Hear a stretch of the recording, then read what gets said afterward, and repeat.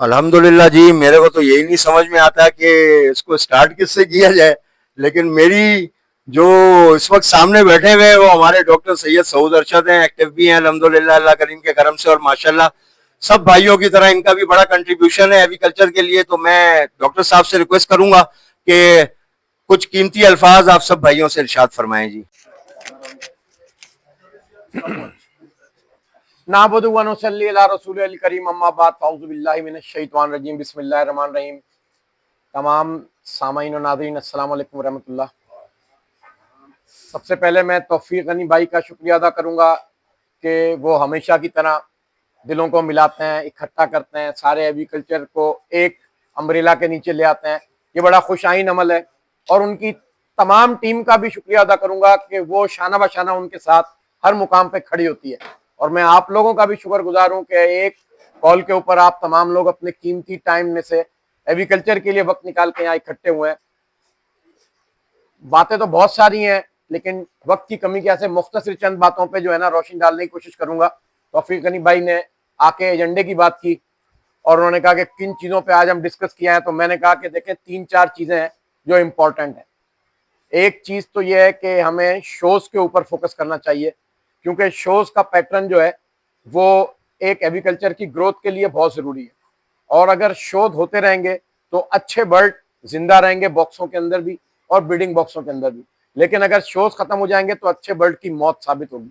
उसकी वजह यह होगी, बेंच का बर्ड जो होता है, जैसे घोड़ा दौड़ के लिए होता है, वैसे बेंच का बर्ड शो बॉक्स में परफॉर्मेंस के लिए होता है। उसके बाद डेफिनेटली रेवेन्यू का बहुत बड़ा इश्यू होता है। हम लोग एक मुतवस्सित तबके से ताल्लुक रखने वाले लोग हैं, बहुत सारे लोग हैंड टू माउथ होंगे, बहुत सारे लोग जो है नौकरी पेशा होंगे, तो उनके लिए रेवेन्यू बहुत बड़ा एक बर्ड्स की हॉबी से जनरेशन का एक जरिया होता है, जो इस वक्त कुछ क्राइसिस की वजह से कम हुआ है।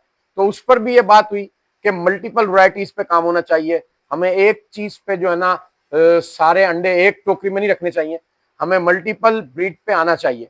अब वक्त ने दिखा दिया तो बात प्रूफ हो गई कि हमें मल्टीपल चीजों से कितना फायदा होता है।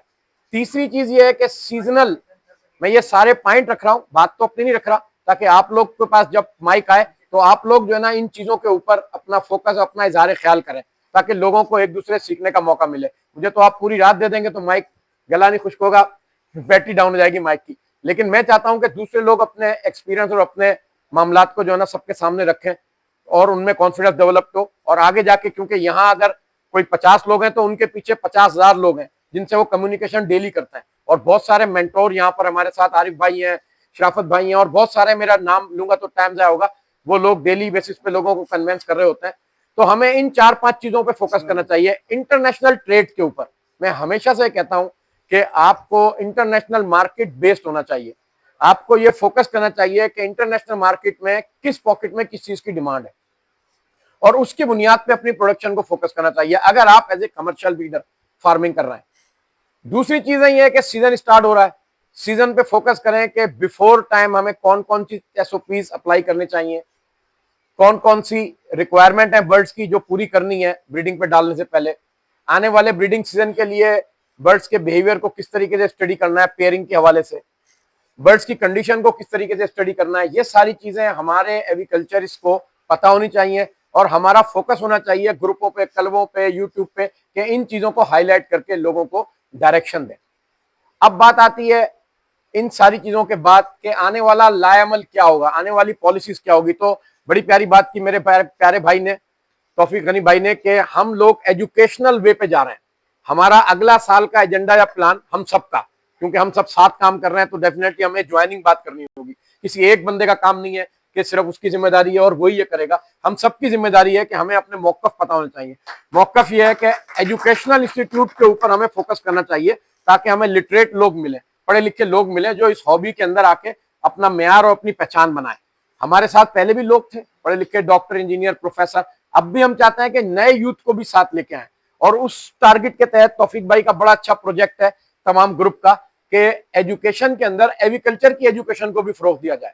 उससे हम इंशाल्लाह ताला डायरेक्टर जनरल साहब से मिलेंगे अनकरीब डेलीगेशन के साथ, और हम उनसे कुछ कोर्सेज लॉन्च कराएंगे, और आप ही एग्रीकल्चर वहां जाके उसको ट्रेन भी करेंगे नए लोगों को। इसके ऊपर इंशाल्लाह ताला अनकरीब जो है मीटिंग रखी हुई है, जल्द चीजें अनाउंस हो जाएंगी। तौफीक भाई माशाल्लाह लीड कर रहे हैं उसको, उनके साथ पूरी कोर है। तो ये सीधा सीधा बातें हैं, और बहुत सारी बातें ऐसी हैं जो मिस कर गया हूँ मैं। तमाम लोगों से गुजारिश है, जैसे लोगों के पास टाइम आता है, चले वो एक बात हो लेकिन नॉलेजेबल बात हो, ताकि उससे जो है ना तमाम लोग रिमाइंड भी करें चीजों को और मुस्तफिद भी हो। वाखिर दावाना अल्हम्दुलिल्लाह। जज़ाकल्लाह डॉक्टर साहब फॉर योर काइंड टाइम माशाल्लाह और वैल्यूएबल एडवाइस टू फैंसियर अल्हम्दुलिल्लाह। और देखिए मेरी यहाँ कोशिश होगी